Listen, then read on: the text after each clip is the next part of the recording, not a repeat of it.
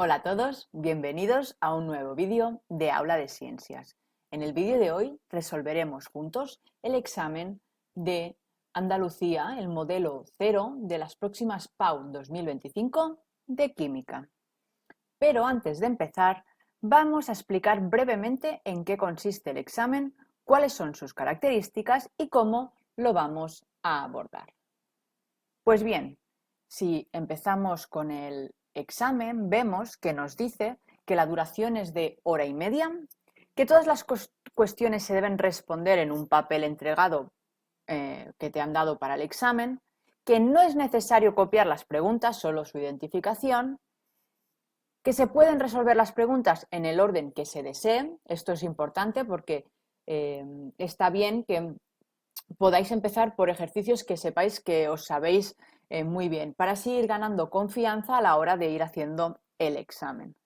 También expone que solo se deben expresar las ideas que se piden, es decir, respuestas concretas y responder a lo que nos piden, no enrollarnos con otras cosas adicionales. Y, como sabéis, que se permiten calculadoras. Pues bien, ¿en qué consta el examen? Pues bien, el examen consta de 5 preguntas, donde la 1, 2 y 3 constan de 2 opciones a elegir entre cada una de ellas. Como veis aquí en la pregunta 1 tenemos la 1A y la 1B, al igual que en la 2 y en la 3 tenemos 2 opciones y fijaros que nos dicen responde a una de las siguientes cuestiones. También vemos que tenemos una pregunta 4. Esta pregunta 4 incluye varios apartados, uno de ellos de respuesta única y otros con posibilidad de elección. ¿Vale? Y aquí tenemos la pregunta 4. Pues la 4A la tenemos que responder y después fijaros que dice que solo 2 de los apartados de la cuestión 4B. Así que a la hora de hacer el examen, fijaros muy bien qué es lo que os están pidiendo, porque si respondéis más, no sé si os van a penalizar, pero ya no se cumplirá lo de ser concreto y ir a las cosas que nos preguntan. Y por último tenemos la pregunta 5, que esta es de respuesta única. La respuesta 5, fijaros que es una pregunta donde tenemos un texto más largo del cual tendremos que sacar cierta información y responder a las respuestas. Atención, si vosotros os descargasteis el examen de Andalucía nada más subirlo, en este ejercicio había un error. ¿De acuerdo? Faltaba la temperatura, que fijaros que es de 2000 kelvins, no estaban en la primera opción del examen. Ahora vamos a revisar un poco en qué consiste cada apartado y qué nos están preguntando, de forma muy esquemática, ¿de acuerdo? Fijaros que en la pregunta A nos dan 2 opciones. La primera es más centrada en química inorgánica y la segunda más centrada en configuraciones electrónicas.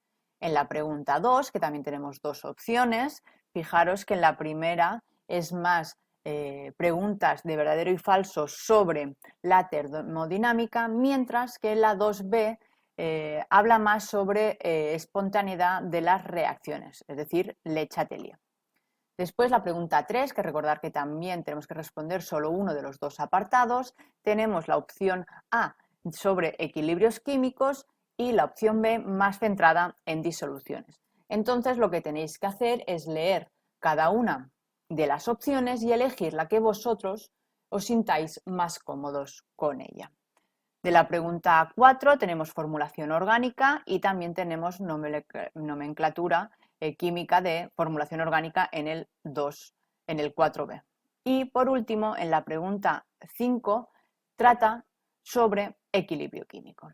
Pues bien, una vez sabemos en qué va a consistir este modelo 0 de las PAU de Andalucía de 2025, vamos a resolver el examen. Empezamos con el ejercicio número 1 y haremos las 2 opciones, aunque vosotros el día del examen solo tengáis que hacer una. Como siempre, se tiene que hacer siempre una primera lectura de todo el enunciado para luego empezar desde el inicio y ir resolviendo. Pregunta 1. 1A. Dados los iones flúor negativo, oxígeno 2-, justifique la veracidad o falsedad de las siguientes afirmaciones. A. Los dos tienen el mismo número de protones. B. Los dos tienen la misma configuración electrónica. C. Son isótopos entre sí. Y D. El ion fluoruro tiene electrones desapareados. Pues bien, el 1A nos pide que digamos si son verdaderas o falsas las afirmaciones sobre estos dos aniones, el del flúor y el del oxígeno. Los datos que tenemos que saber es que la Z del flúor es igual a 9 y la Z del oxígeno es igual a 8. ¿Y qué nos pregunta la opción A? Dados estos dos iones, ¿los dos tienen el mismo número de protones? ¿Es esto verdad o es falso? Pues bien, vamos a ver. Sabemos que Z es igual al número de protones. Pues bien, el flúor tiene 9 protones y el oxígeno tiene 8 protones. Recordar que los iones lo único que modifica son el número de electrones, no el número de protones. Así que esta afirmación es falsa. La opción B nos dice que los dos tienen la misma configuración electrónica. Pues bien, ahora sí, para la configuración electrónica lo que tenemos que ver es el número de electrones que tiene cada uno. En el caso del flúor, como es negativo, 1 negativo, significa que le hemos añadido un electrón, por lo que el número de electrones del flúor es 10. En el caso del flúor negativo. Y en el caso del oxígeno 2 menos, el número de electrones, si tiene 8, cuando es neutro, si le sumamos 2 electrones más, tiene 10 electrones. Por eso que en este caso los dos tienen el mismo número de electrones. Al tener el mismo número de electrones, podemos decir que tienen la misma configuración electrónica, por lo que esta afirmación es cierta. ¿Qué nos dice en el apartado C? En el apartado C nos pregunta si son isótopos entre sí. Pues bien, no, la respuesta es falsa. ¿Y por qué? Porque recordar que los isótopos son el mismo elemento, pero que tienen diferente número de neutrones. Así que como aquí tenemos dos elementos diferentes, el flúor y el oxígeno, decimos que esta opción es falsa. Y por último, en la D nos dice que el ion flúor negativo tiene electrones desapareados. Pues bueno, para saber si el ion flúor negativo tiene electrones desapareados, lo que tenemos que hacer es su configuración electrónica. Su configuración electrónica es 1s2, 2s2, 2p, entonces son 10 electrones que hemos dicho, 2p6.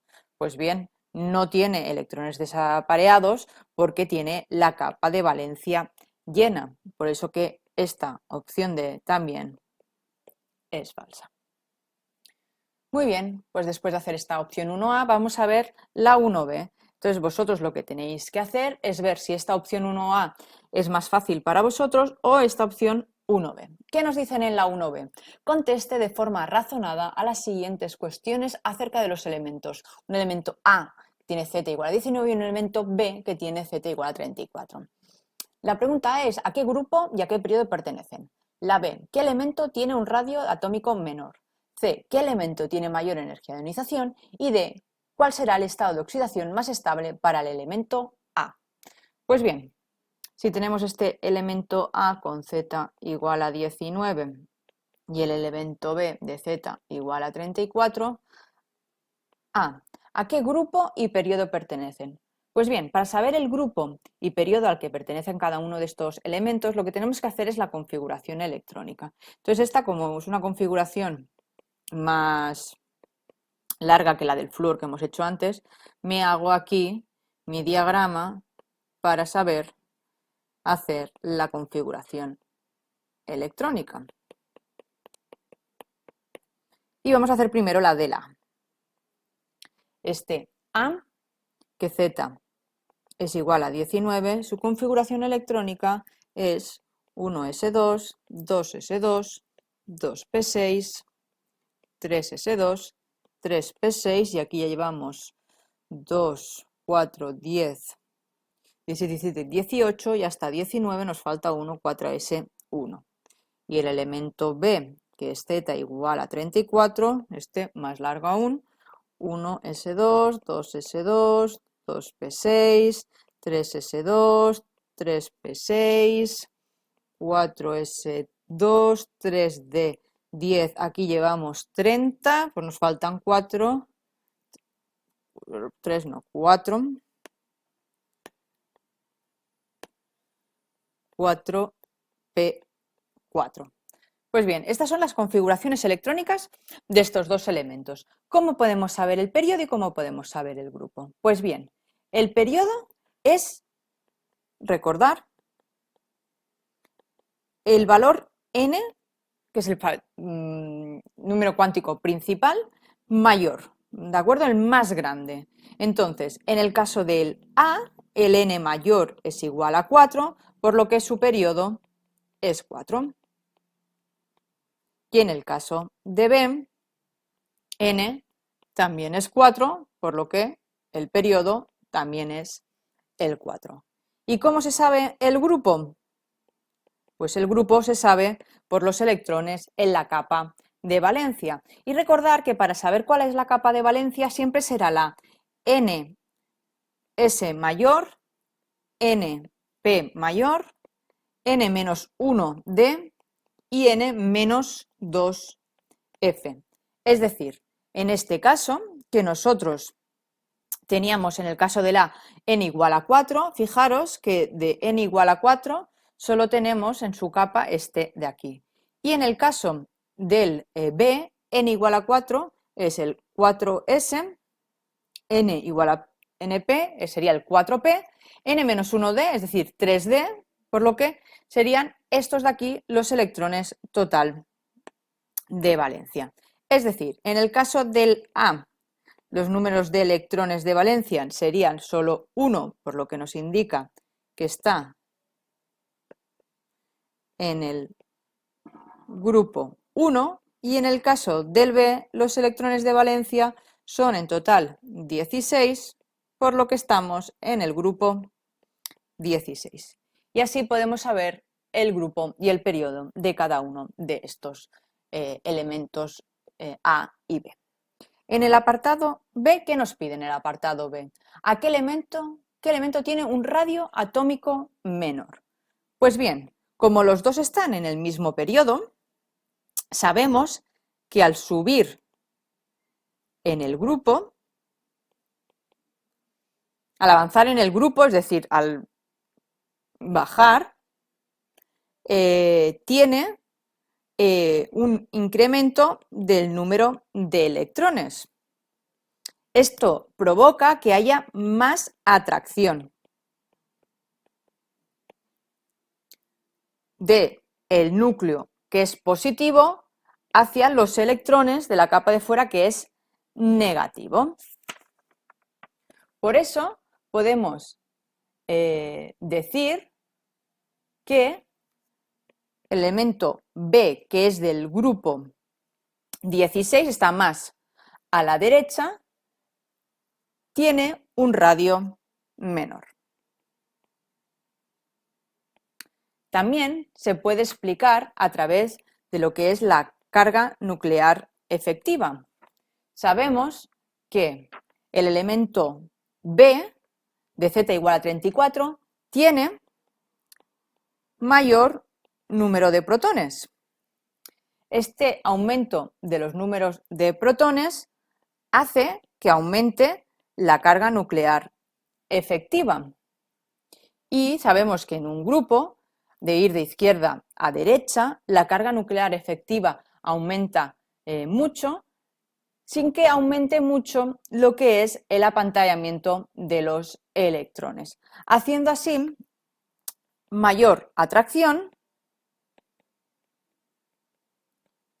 provocando que sea el radio menor a la que avanzamos en el grupo. Por eso que podemos decir que B, que es del grupo 16, más a la derecha, tiene radio menor. Pues bien, seguimos ahora con esta pregunta 1b, con el apartado C, que nos dice que qué elemento tiene mayor energía y ionización. Primero vamos a definir qué es la energía de ionización y recordar que la energía de ionización es la energía necesaria para quitar un electrón de un átomo en estado estándar, en estado gaseoso, ¿de acuerdo? Y se formará pues su catión. Pues bien, sabemos que al elemento A, por su configuración electrónica, era, si lo vamos en la diapositiva anterior, el A, fijaros que es 4s1.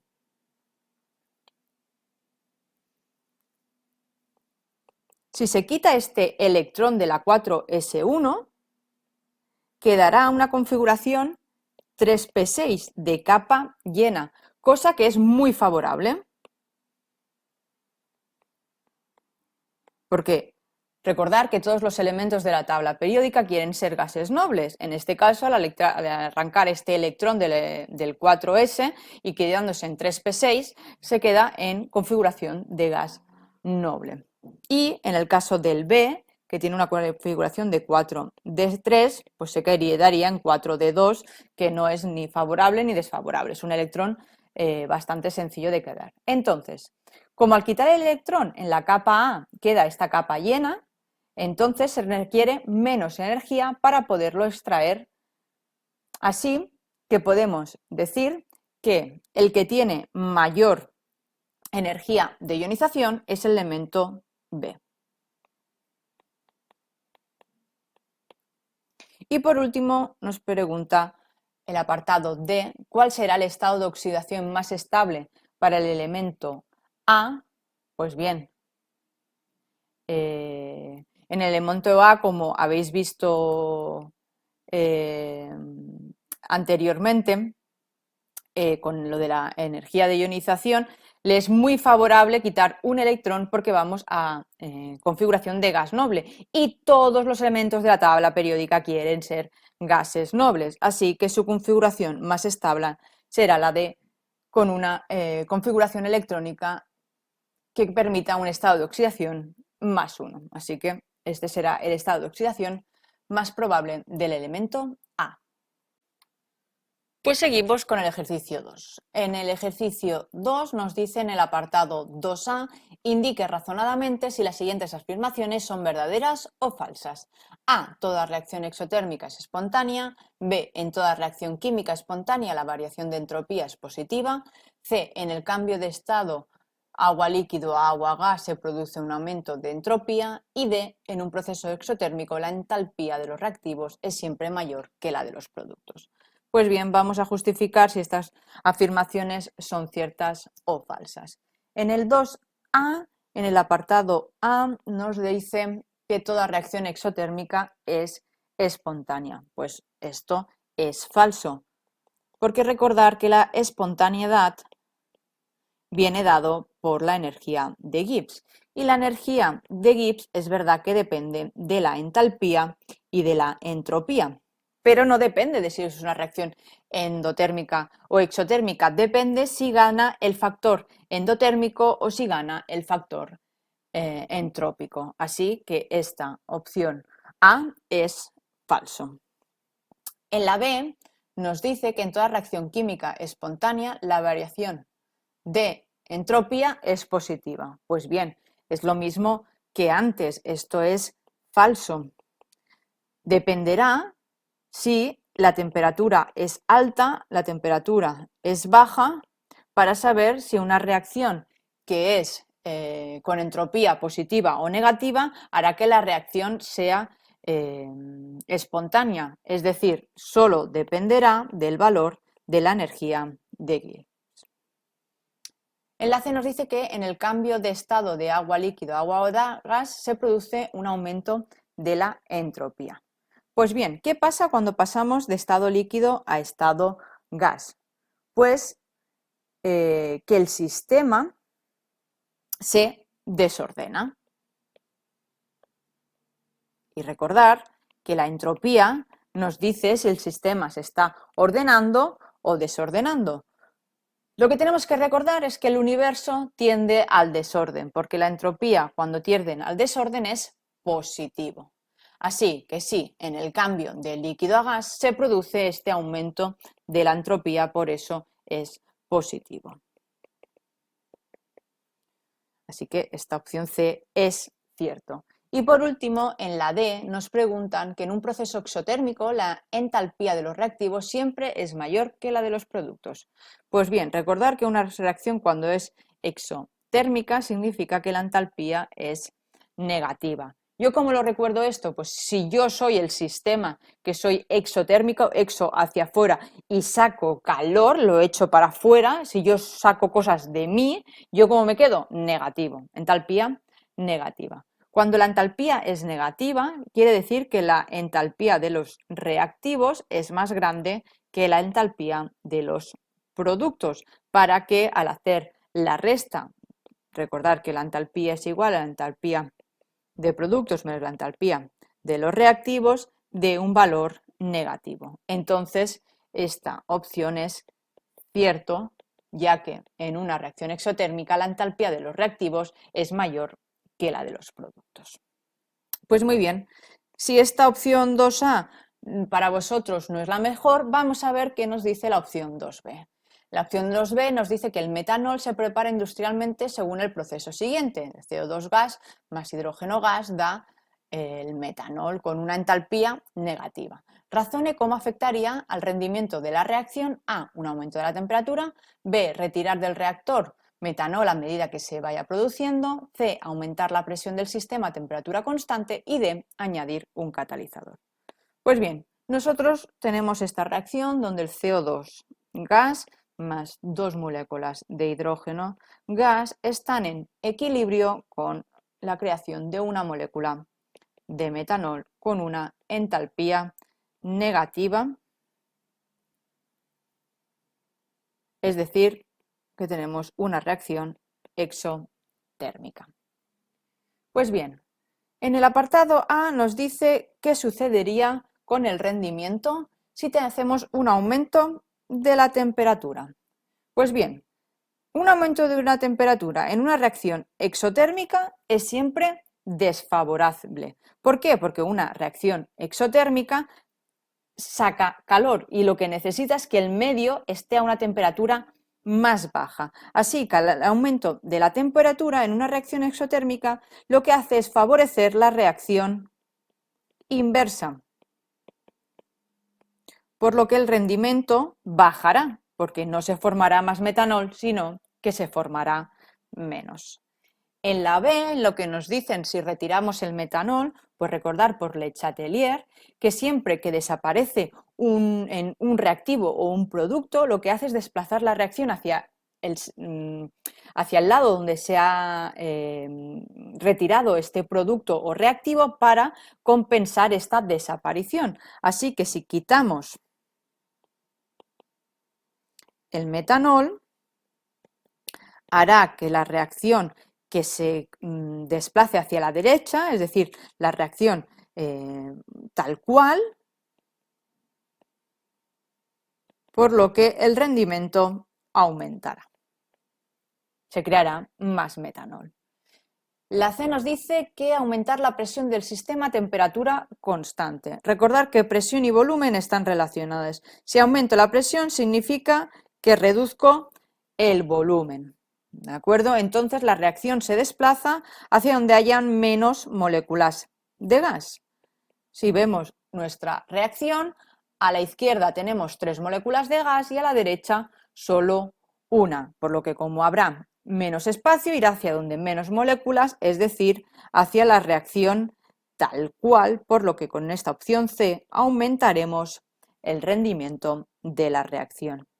Y en la D nos pregunta cómo afectará un catalizador al rendimiento de la reacción. Pues bien, un catalizador no afecta a el rendimiento. Recordar que los catalizadores lo que hacen es que aumente o se modifique la velocidad de la reacción, pero no el rendimiento.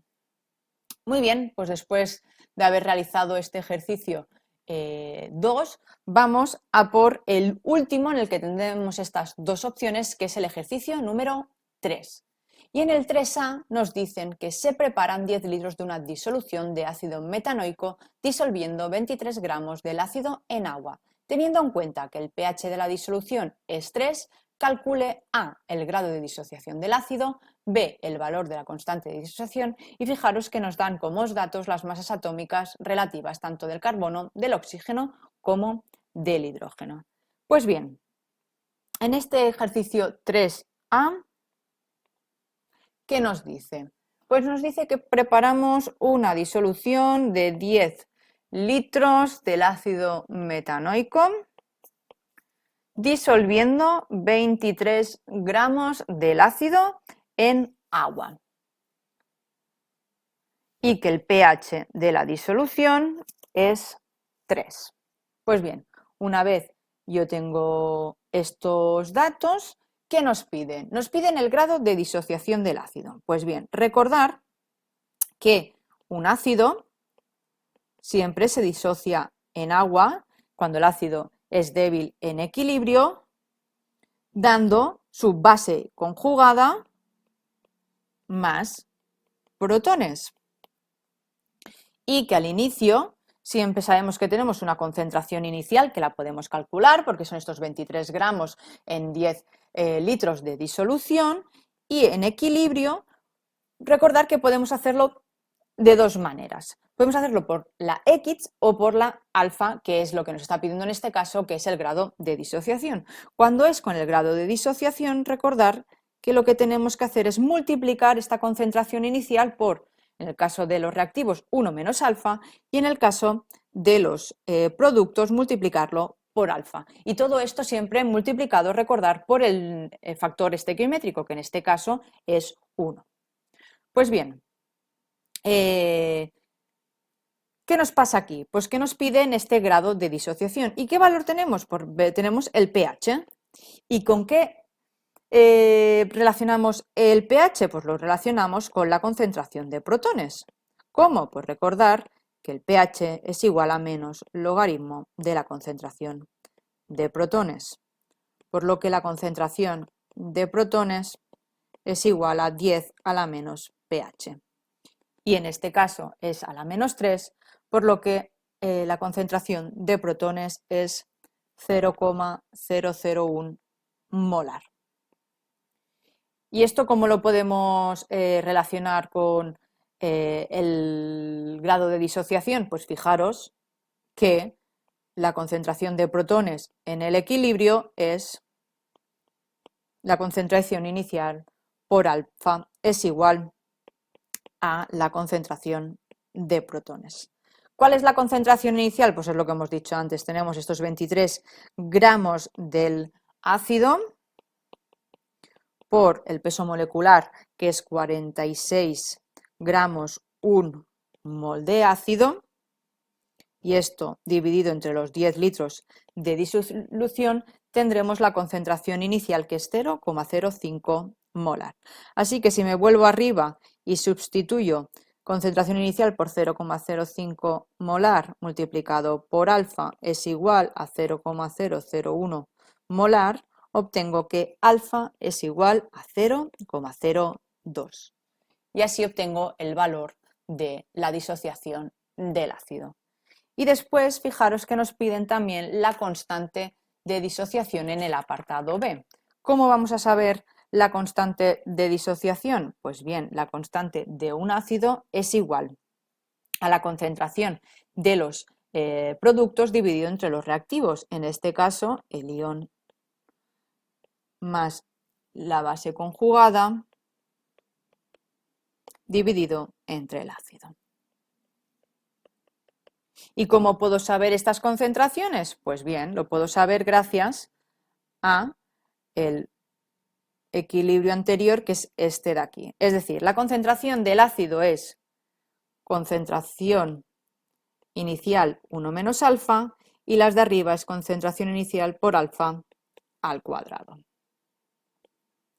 ¿Y esto a qué equivale? Pues bien, equivale a que la concentración de protones, que hemos dicho que antes era 0,001 molar, 0,001 molar, esto al cuadrado dividido entre concentración inicial, que hemos dicho que era 0,05, 1 menos alfa, que es 0,02. Y si resolvemos esta ecuación con la calculadora, vemos que la constante de acidez es 2,04 por 10 a la menos 5 para este ácido. ¿Que no nos gusta esta opción 3A? Pues hacemos la 3B en el examen. ¿Y qué nos dice en la 3B? Pues en la 3B nos dice que el cloro es un gas corrosivo, por lo que se sintetiza en el laboratorio a través de la siguiente reacción. A. Ajuste la ecuación iónica y molecular por el método del ion-electrón. Y B. Calcule el volumen de cloro obtenido a 0 grados y una atmósfera de presión a partir de 30 mililitros de una disolución 0,5 molar del permanganato de potasio y 50 milimolar de una disolución de 0,25 molar del cloruro de hidrógeno. Y como dato nos da el valor de R, que es la constante de los gases. Pues bien, vamos a empezar ajustando esta reacción. Así que lo que vamos a hacer es copiar la reacción.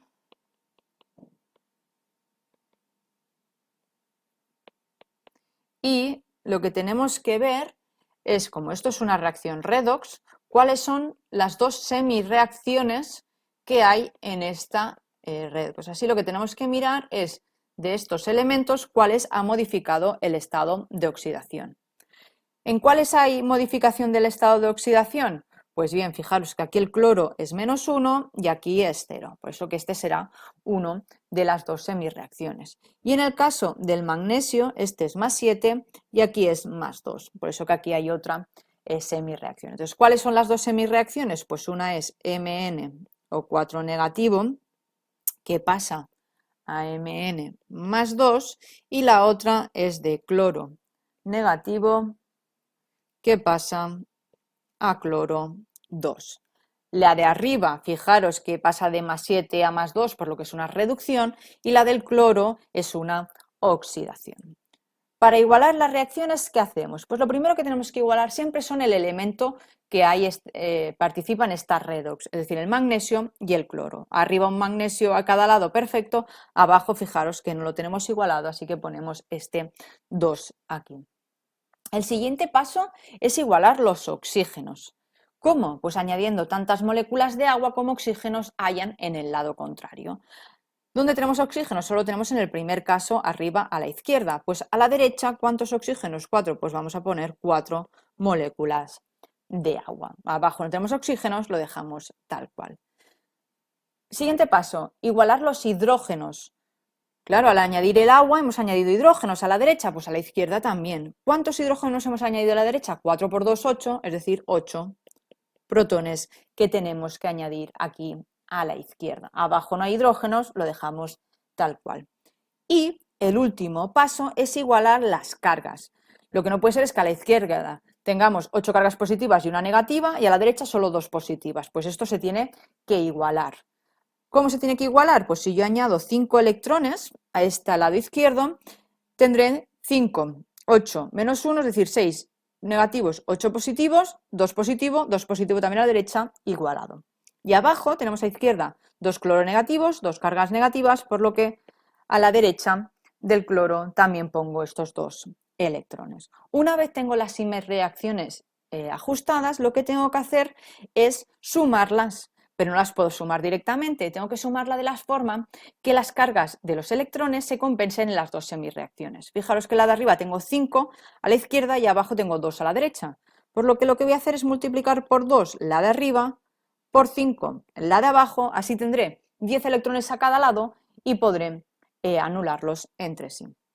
Si yo cojo esta semireacción y la sumo, fijaros que en total tengo 10 electrones más 16 protones más 2 MnO4 negativo más 10 cloros negativos. Y en el otro lado, ¿qué tengo? Pues tengo 2 Mn positivo más 2 más 8 moléculas de agua más 5 cloros más 10 electrones. Y fijaros que los electrones los puedo tachar y compensar. En este caso no, pero en otros también podré tachar a lo mejor protones y moléculas de agua.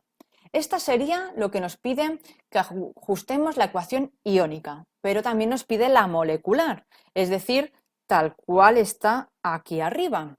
Entonces, para hacer esto tenemos que ir con mucho cuidado. ¿Por qué?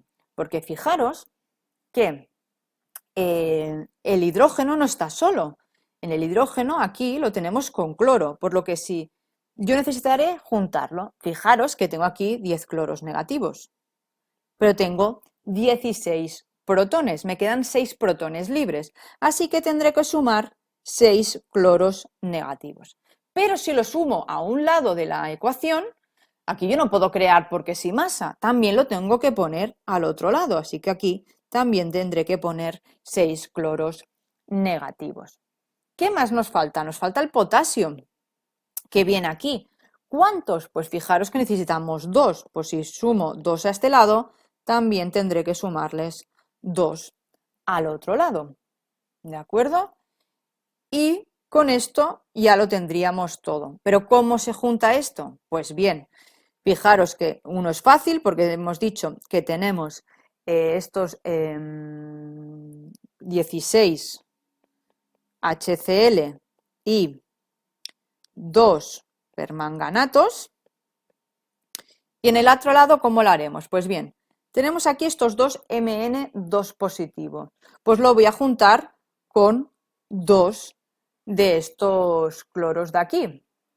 Con 2 no, claro, lo tendré que, sí, con 2, porque no, con 2 no, lo tenemos que juntar con 4, porque son 2 MnCl2, por lo que ahora nos quedan solo 2 cloros, que los vamos a juntar con estos 2 potasios, más las 8 moléculas de agua, más los 5 cloros.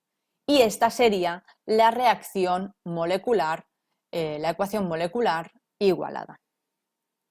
Una vez tenemos nuestra reacción, nos pide en el apartado B que calculemos el volumen de cloro que se obtiene a 0 grados centígrados, una atmósfera de presión, a partir de una disolución de 30 mililitros de 0,5 molar del permanganato de potasio, más otra disolución que son 50 mililitros de 0,25 molar del cloruro de hidrógeno.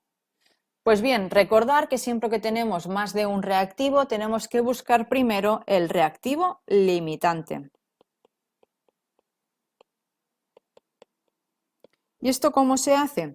Pues bien, vamos a ver los moles que tenemos de cada uno de los reactivos y luego miraremos cuántos necesitamos para reaccionar con cada uno y veremos cuál tenemos en exceso y cuál tenemos limitante. Empezamos con el permanganato, 30 mililitros. 1000 mililitros son 1 litro y en 1 litro tenemos 0,5 moles. Así que si esto lo hacemos con la calculadora tenemos 0,015 moles de permanganato de potasio. Y de cloruro de hidrógeno, pues bien, 50 mililitros del cloruro por lo mismo, en 1000 mililitros 1 litro por en 1 litro 0,25 moles. Y esto con la calculadora nos da 0,0125 moles de HCl. Estos son moles reales. Pero ¿cuántos necesito yo para reaccionar? Pues bien, cogemos uno de los dos, yo en este caso voy a coger el primero, los 0,015 moles del permanganato, y me voy a la reacción anterior. Y yo por la reacción anterior veo que 2 moles de permanganato me reaccionan con 16 del cloruro de hidrógeno. 2 moles del permanganato necesitan 16 moles del ácido clorhídrico. Cuando hago esta operación veo que necesito 0,12 moles de HCl que necesito. No es que lo tenga, es que lo necesito si quiero hacer reaccionar todos los 0,15 moles de permanganato. ¿Yo tengo 0,12 moles de cloruro de hidrógeno? No, no tengo 0,12 moles. Yo lo que tengo son 0,0125. ¿De acuerdo? Así que nuestro reactivo limitante será este cloruro de hidrógeno, porque no tengo suficientes para que me reaccionen con todos los de permanganato. Una vez ya sé cuál es mi reactivo limitante, voy a hacer el ejercicio con esos datos, es decir, voy a hacer los ejercicios empezando por los datos del ácido clorhídrico. Si yo tengo 50 mililitros del ácido clorhídrico, hemos dicho que 1000 mililitros son 1 litro, en 1 litro hay 0,25 moles de cloruro de hidrógeno vamos a la ecuación y vamos a ver qué nos pedía. Volúmenes de oxígeno, pues por 16 de oxígeno de cloro, por 16 de cloruro de hidrógeno tengo 5 moles de cloro, así que yo lo que tengo que hacer con este factor estequiométrico, 16 moles de cloruro de hidrógeno son 5 moles de cloro. Y así obtendré los moles de cloro, que son 0,0039 moles de cloro. Pero el enunciado no me pedía moles de cloro. ¿Qué me pedía? Me pedía el volumen. ¿Y cómo lo podemos hacer? Pues bien, esto es un gas, así que P por B es igual a nRT. Presión, 1 atmósfera. Volumen es lo que nos piden. Número de moles lo acabamos de obtener gracias a la reacción estequiométrica. R, fijaros que la R cuando trabajamos en atmosferas, litros, mol, Kelvin es 0,082 y temperatura son 0 grados centígrados, es decir, 273 Kelvin. Si resolvemos esta ecuación vemos que el volumen de cloro que se ha creado a partir de los dos reactivos que nos han dado es 0,087 litros de cloro. Y es muy importante que hagamos bien lo del reactivo limitante y no cojamos el reactivo que nosotros veamos primero o el que queramos. No, tenemos que ver primero cuál es el reactivo limitante. Pues bien, ahora vamos a ver qué nos preguntan en la pregunta número 4. Recordar que en esta nos pide que resolvamos la cuestión 4A entera y que de la 4B solo respondamos 2 apartados, aunque yo os voy a responder los 3. Pues la 4A nos dice formule o nombre los siguientes compuestos y el apartado A es el BUT3 en 1-ol. Pues bien, cuando hacemos formulación orgánica siempre tenemos que hacer como un análisis sintáctico. Este es el BUT3 en 1-ol. ¿Esto qué significa? Pues que en la posición 1 tenemos un alcohol, que en la posición 3 tenemos un doble enlace de una cadena BUT, es decir, de 4 carbonos. Así que 1, 2, 3, 4. Siempre hacemos la estructura, lo que es el esqueleto de carbonos. Luego ponemos en el carbono 1 el OH y en el 3 el doble enlace. Y una vez tenemos esto, recordar que tenemos que completar con hidrógenos las posiciones libres para completar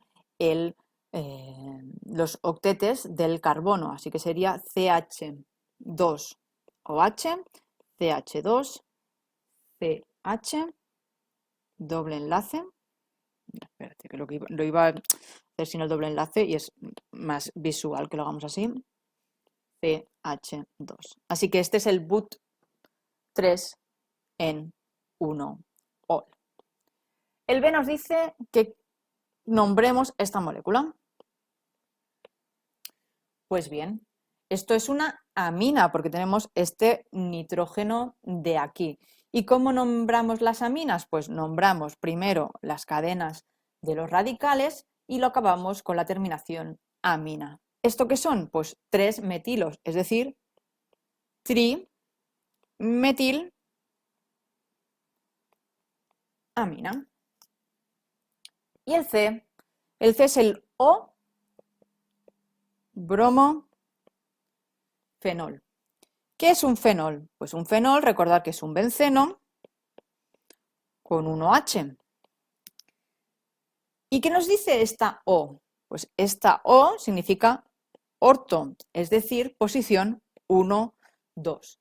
Pues en la posición 1 tenemos el alcohol, en la posición 2 tenemos el bromo, Br.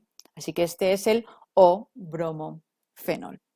Y por último, el apartado D nos hace CH2, doble enlace, CH2, CH3. Pues bien, ¿cuántos carbonos tiene? 1, 2, 3, 4. But. ¿Qué tiene este but? Pues fijaros que tenemos un doble enlace. ¿En qué posición? En la 1. Recordad que siempre los números, las posiciones tienen que ser lo más pequeñas posible. No puedo empezar a contar por aquí por la derecha, porque entonces lo tendríamos en el 3. No, en el 1. Pues es el but 1 E, porque tiene este doble enlace eno.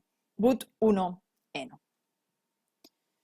¿Y en la 4b? Pues en la 4b nos dice, considerando la molécula CH2, doble enlace, CH, CH2, CH3, indique la hibridación de cada uno de los átomos de carbono, escriba la fórmula semidesarrollada de un isómero de cadena y escriba la reacción de hidrogenación. Recordad que vosotros solo tendréis que contestar a 2 de estas 3.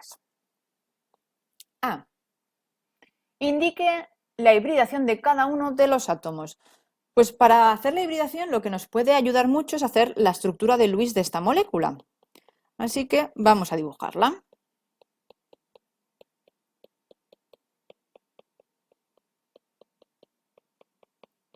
Una vez la hemos dibujado, recordar que para la hibridación la forma fácil de saberlo es contar el número de uniones que tiene a su alrededor. Este carbono tiene 3 uniones, por lo que es 1 S, 2 P, 3 P2, sp2.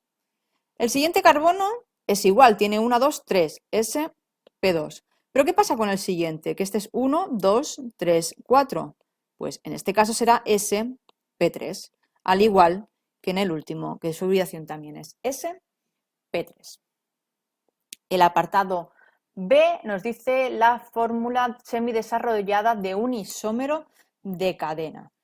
Pues bien, un isómero de cadena puede ser un isómero estructural, es decir, un isómero en el que es todo igual, simplemente que su grupo principal lo tiene en otra posición, es decir, este doble enlace lo ponemos en otra posición, así que sería el CH3, CH, doble enlace, CH, CH3, y este sería un isómero de cadena. Y por último, en el apartado C nos dice que escribimos la reacción de hidrogenación. ¿Qué es una hidrogenación? Pues es la donde ponemos hidrógeno a un doble o un triple enlace. En este caso, que tenemos la molécula CH2, doble enlace, CH, CH2, CH3, si le ponemos hidrógeno, gracias a un catalizador, conseguiremos que el hidrógeno se sitúe aquí, este doble enlace ataque a este hidrógeno, rompa este enlace haciendo que se una aquí, creando la molécula sin ningún doble enlace que vemos aquí a continuación. Y con esto hemos resuelto los 4 primeros ejercicios en los que tenemos diferentes opciones. Ahora pasaremos al último ejercicio, que es este ejercicio 5, donde nos dice que tenemos que responder todos los apartados y fijaros que tenemos un texto algo más grande. Así que vamos primero a leer todo el texto y después vemos qué es lo que nos piden. ¿Por qué el coche eléctrico es el futuro de la automoción? Hasta el año 2001, la venta de combustibles con aditivos de plomo estaba permitida en España, ya que su uso mejoraba el rendimiento de los motores. El plomo es un elemento que se encuentra en la corteza terrestre formando parte de minerales como la galena, rico en sulfuro de plomo 2, el litargirio, rico en óxido de plomo 2, la cerusita, rico en carbonato de plomo, y la anglesita, rico en sulfato de plomo. Sin embargo, el plomo es un metal pesado contaminante muy nocivo para los organismos vivos, especialmente tóxico en ambientes como las ciudades. Por este motivo, se empezó a impulsar la comercialización de la gasolina sin plomo y otros combustibles sin aditivos hasta que finalmente en el año 2001 se prohibió emplear cualquier gasolina con plomo, ya que este metal era expulsado con gases de escape y contaminaba el aire, el polvo, el suelo, el agua e incluso los cultivos alimentarios. Aquí una buena explicación de el plomo y las gasolinas con plomo. En la Unión Europea, los medios de locomoción son responsables del 25% de las emisiones de gases tóxicos, como por ejemplo el dióxido de carbono, monóxido de carbono y óxidos de nitrógeno. El dióxido de carbono emitido por los coches puede reaccionar con dihidrógeno para dar agua y monóxido de carbono, pudiendo alcanzar un equilibrio cuya constante es de 4,4 a una temperatura de 2000 Kelvin. Esta contaminación, además de contribuir al calentamiento global, provoca problemas en la salud de los habitantes de las grandes ciudades. Aquí fijaros que nos da una reacción y dos datos, una constante de equilibrio y la temperatura, que esta temperatura no estaba en el enunciado cuando se subió por primera vez.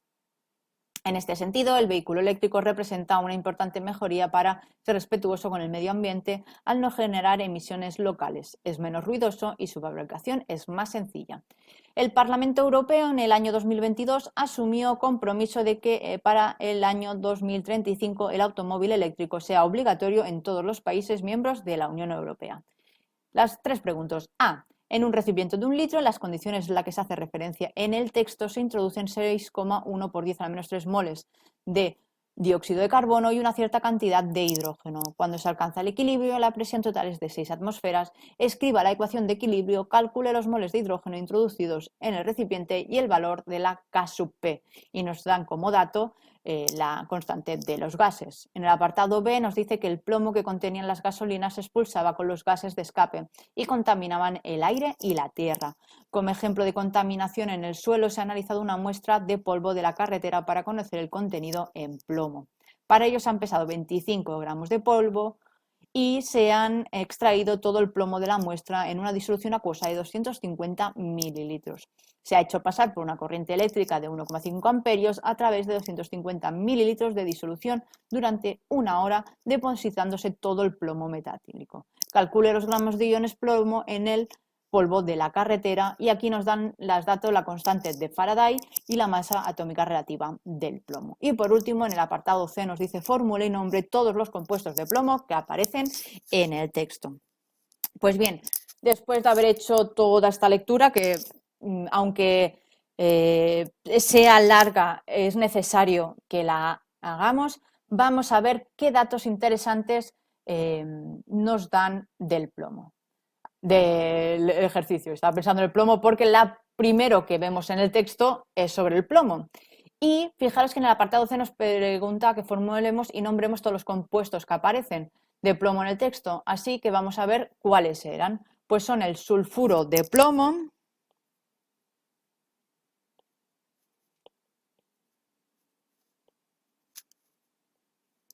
que no me iba el boli, el sulfuro de plomo 2, el óxido de plomo, también 2, el carbonato de plomo, lo escribo tal y como nos dice el enunciado, aunque yo ya os estoy diciendo el nombre, y el sulfato de plomo. Estos son todos los que nos dan de plomo. Luego, también el enunciado nos dice que la reacción del dióxido de carbono el dióxido de carbono reacciona con el hidrógeno para dar agua y monóxido de carbono con una Kc de 4,4 a 2000 Kelvin. Y estos son todos los datos que tenemos del enunciado, es decir, todo este texto para el final, que lo importante sean estas dos cosas que tenemos aquí. En el apartado A, ¿qué nos dicen? Pues bien, que tenemos un recipiente de 1 litro en las condiciones que habla el texto, es decir, en 2000 Kelvin, donde se introducen 6,1 por 10 a la menos 3 moles de CO2 y cierta cantidad de hidrógeno. No nos dice la cantidad porque lo importante son el reactivo limitante, que es el dióxido de carbono. Dice que se alcanza el equilibrio y después de alcanzar el equilibrio tenemos una presión de 6 atmósferas. Nos dice que escribamos la ecuación del equilibrio, calcular los moles de hidrógeno introducidos en el recipiente y el valor de la K sub P. Pues bien, la reacción ya la hemos escrito antes, que es CO2 más hidrógeno, que da agua más CO. Lo que vamos a mirar es que la reacción esté igualada, porque como la escribimos nosotros siempre tenemos que ver que la reacción está igualada. En este caso la reacción está igualada. ¿Y qué sabemos? Pues sabemos que al inicio se introducen 6,1 por 10 a la menos 3 moles de CO2 en 1 litro, es decir, también podemos decir que es concentración molar, ¿de acuerdo? Y cierta cantidad de hidrógeno que vamos a llamar Y. Y en el equilibrio, ¿qué tenemos? Pues en el equilibrio tenemos la concentración inicial 6,1 por 10 a la menos 3 menos X y menos X y se exponía X y X, ¿de acuerdo? ¿Cómo yo sé que todo esto son gases? Nosotros lo que vamos a hacer es ver cuántos moles totales se crean en el equilibrio, ¿de acuerdo? ¿Cuántos moles totales se crean en el equilibrio? Pues bien, por P por B es igual a nRT, sabemos que la presión es de 6 atmósferas, el volumen de 1 litro, moles totales no lo sé, R es 0,082 y la temperatura 2000 kelvins. Con esto de aquí yo obtengo N, que es igual a 0,037 moles en el equilibrio. ¿Y estos moles a qué son igual? Pues este N son igual a todos los moles que hay en equilibrio, es decir, a todo esto de aquí. A 6,1 por 10 a la menos 3 menos X, más Y menos X, más X, más X. Fijaros que menos X más X menos X más X se pueden anular entre sí, por lo que nos queda que N es igual a 6,1 por 10 a la menos 3 más Y. N son 0,037, por lo que la Y son igual a 0,039 molar, que corresponde a la cantidad inicial de hidrógeno. Es decir, cuando nos piden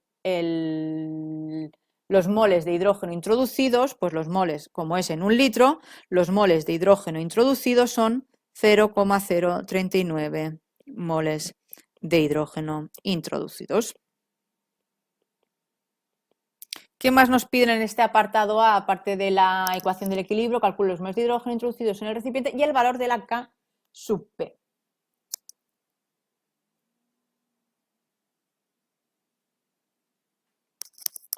La K sub P, recordar que depende de la K sub C.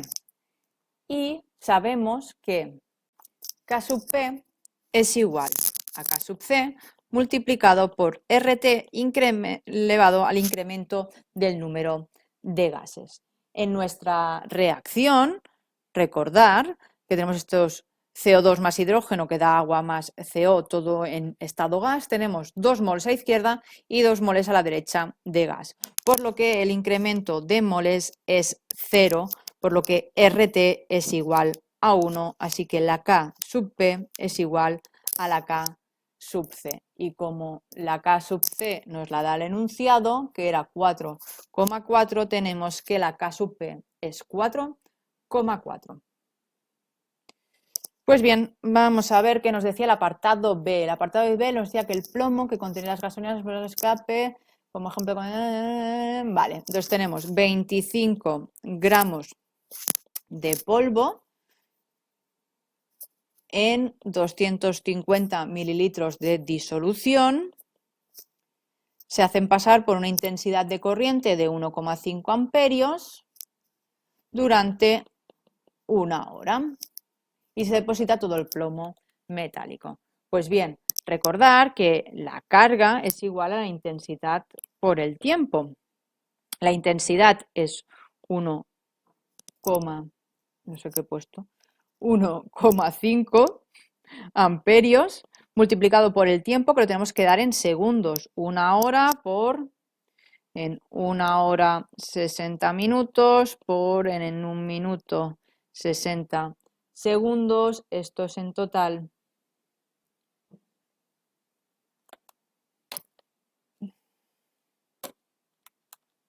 3.600 segundos. Así que lo multiplicamos por el 1,5 y obtenemos que hay una intensidad, una carga en esta intensidad de 1,5 amperios de 5.400 coulombs.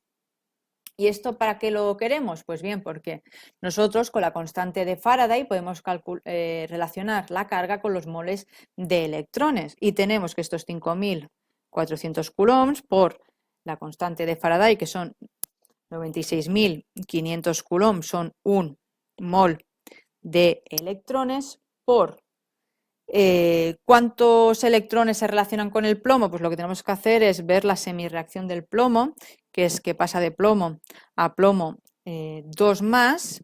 Fijaros que lo que son 2 electrones por cada mol de plomo. Pues 2 mol de electrones son 1 mol de plomo. El peso molecular del plomo también nos lo da el enunciado. En un mol de plomo tenemos 207 gramos, así que podemos obtener que en estos 25 gramos de polvo tenemos 5,79 gramos de plomo. Y por último, en el apartado C nos decía que nombráramos o formuláramos los compuestos de azufre que teníamos en el texto. Teníamos el sulfuro de plomo. 2, que es el PbS. Recordar que el azufre es 2 negativo, el plomo de caso es +2, este 2 se viene aquí, este 2 se viene aquí, es decir, Pb2S2, como los dos son iguales, se tachan. Y lo mismo pasa con el óxido de plomo 2. Luego tenemos el PbCO3 y el PbSO4, que hemos dicho que era el carbonato de plomo 2 y el sulfato de plomo 2.